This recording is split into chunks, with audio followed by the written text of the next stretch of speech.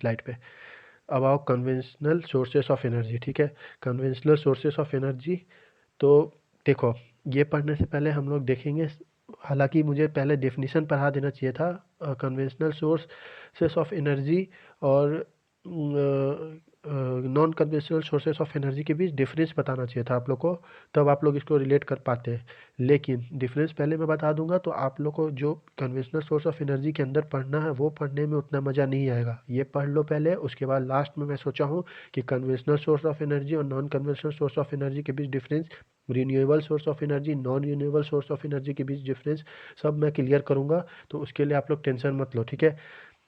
तो चलो सबसे पहले इसमें देखते हैं। कन्वेंशनल सोर्स में सबसे पहला आपका एनसीईआरटी में टॉपिक दिया होता फॉसिल फ्यूल्स, ठीक है।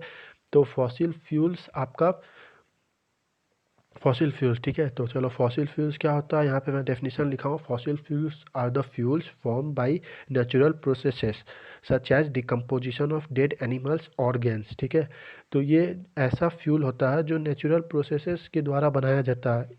एक एग्जांपल के तौर पे कि जो एनिमल का डेड बॉडी जो हम लोग छोड़ देते हैं तो डिकम्पोज हो जाता है, तो वो उसमें जो प्रोसेस होता है, केमिकल प्रोसेस, केमिकल रिएक्शन उसके अंदर होता है, तो उससे हम लोग को कुछ कुछ नेचुरल चीज़ें मिल जाती है, ठीक है। नेचुरल प्रोसेसेस हुआ, और भी नेचुरल प्रोसेस होता है, ज़रूरी नहीं है। तो एक एग्जांपल के तौर पे मैं लिया हूँ। तो आपका फॉसिल फ्यूल्स का जो जो एग्जांपल है वो देख लो। सबसे पहला एग्जांपल आपका क्या है, कोल, ठीक है। उसके बाद सेकेंड एग्जांपल आपका क्या है, पेट्रोलियम। थर्ड एग्जांपल क्या है, नेचुरल गैस, ठीक है। तो कोल तो आप लोग सबको ही देखे होंगे, पेट्रोलियम भी हालांकि आप लोग देखते ही हो। नेचुरल गैस में आप लोग को जैसे एक मीथेन हुआ, CO2 हुआ, ये सब हुआ आप लोग का नेचुरल गैस। और भी होता है, प्रोपेन हुआ, ब्यूटेन हुआ, ठीक है, इथेन हुआ। तो बहुत सारे नेचुरल गैस है, ठीक है। तो अब आप लोग आओ यहाँ पे फॉसिल फ्यूल्स। देखो फॉसिल फ्यूल्स बहुत हार्म भी होता है, हार्मफुल इफेक्ट है इसका बहुत सारा, ठीक है, फॉसिल फ्यूल्स का। सच एज एसिड रेन हुआ, इसका हार्मफुल इफेक्ट कैसे हार्मफुल है। जैसे हम लोग फॉसिल फ्यूल्स को बर्न करते हैं तो उसमें से हार्मफुल गैसेस निकलती है, ठीक है। कार्बन डाइऑक्साइड निकली, कार्बन मोनोऑक्साइड निकली, ऐसी ऐसी जो हार्मफुल गैसेस है वो एसिडिक गैस होती है, एसिडिक इन नेचर होती है, ठीक है।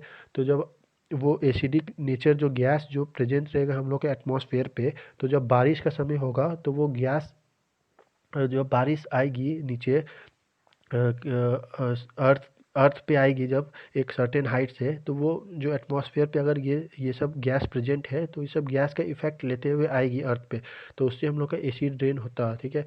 हालांकि एसिड रेन आप लोग पढ़ चुके हो गए 9th में, नहीं भी पढ़े हो तो मैं अपने आने वाले लेक्चर में अच्छे से समझाऊंगा ये सब चीज़ों को, ठीक है। तो एक एसिड रेन हुआ। सेकेंड इफेक्ट आप लोग का होता है ग्रीन हाउस इफेक्ट, भी आप लोग पढ़ चुके होंगे, ग्रीन हाउस इफेक्ट होता है। तो ये सब बैड इफेक्ट हुए, ठीक है, फॉसिल फ्यूल्स के। तो अब अगला आओ देखते हैं हम लोग अगला स्लाइड पे। हाँ, तो देखो फॉसिल फ्यूल्स तो हम लोग देख लिए क्या क्या होता है फॉसिल फ्यूल्स। हाँ, एक इम्पॉर्टेंट बात मैं बताना भूल गया, सॉरी। फॉसिल फ्यूल्स हम लोग देखो यहाँ पे मैं बता देता हूँ इसके ऊपर, क्योंकि मेरे पास वाइट पेज नहीं है। तो फॉसिल फ्यूल्स अगले स्लाइड से मैं वाइट पेज भी ऐड करके रखूँगा अपने PDF में, जिसमें कुछ कुछ एक्स्ट्रा चीज़ जो बतानी होती है वो बता सकूँ। सॉरी, इस बार मैं ऐड करना भूल गया था, तो यहाँ पे समझा देता हूँ। तो फॉसिल फ्यूल्स में देखो हम लोग का फॉसिल फ्यूल्स होता है कोल, ठीक है। कोल हुआ, तो कोल सबसे ज़्यादा यूज हो रहा है आज की डेट में, ठीक है।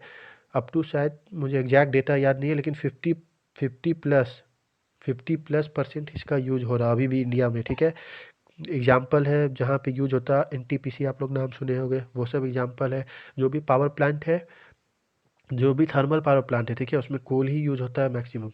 आगे पढ़ेंगे हम लोग इस वाले स्लाइड में कि थर्मल पावर प्लांट कैसे काम करता है, क्या होता है, सब हम लोग देखेंगे। रियल लाइफ एग्जाम्पल भी बताऊंगा आपको, ठीक है। तो कोल सबसे ज़्यादा अभी यूज हो रहा, ठीक है, ये आपको बताना था। तो अब यहाँ पे देखो एक छोटा सा एक्सपेरिमेंट मैंने करके